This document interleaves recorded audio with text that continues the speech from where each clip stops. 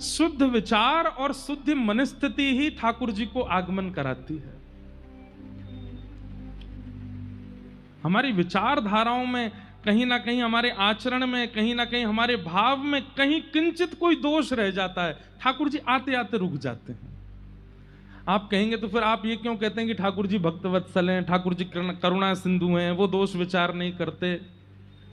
ठाकुर जी नहीं करते विचार, पर एक बात जो श्रीमद् भागवत जी में ठाकुर जी गोपियों से कहते हैं कि मैं पुकारने पर इच्छुक तो इतना होता हूं कि दौड़ करके चला जाऊं, पर तभी मुझे विचार आता है कि कहीं दोष युक्त व्यक्ति है और तब भी मैं पहुंच गया तो उसके मन में यह भाव आ जाएगा कि ये आचार्य चरण तो ऐसे ही बोलते थे कथा में, मैं तो खूब दोषी था फिर भी आ गए ठाकुर जी।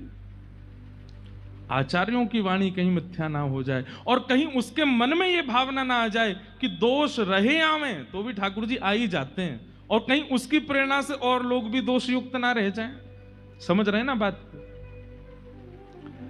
इसलिए ठाकुर जी किंचित भाव के दोषों को देख लेते हैं कि कहीं विचार और भावों में तो दोष नहीं है, और विचार और भावों में अन्य अन्य दोष आ भी जाएं तो भी ठाकुर जी आ जाते हैं, पर कहीं मात्सर्य दोष आ जाता है, ईर्ष्या का दोष। एक बात हमारी लिख लीजिएगा कंठीबद्ध होकर के,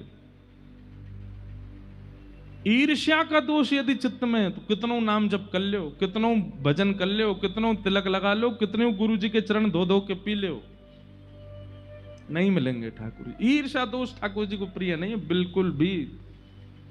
काम दोष है तो भी ठाकुर जी मिल जाएंगे, क्रोध दोष है तो भी मिल जाएंगे, अन्य अन्य दोषों से युक्त हैं तो भी ठाकुर जी अनुग्रह कर देंगे, पर ईर्ष्या दोष पे नहीं।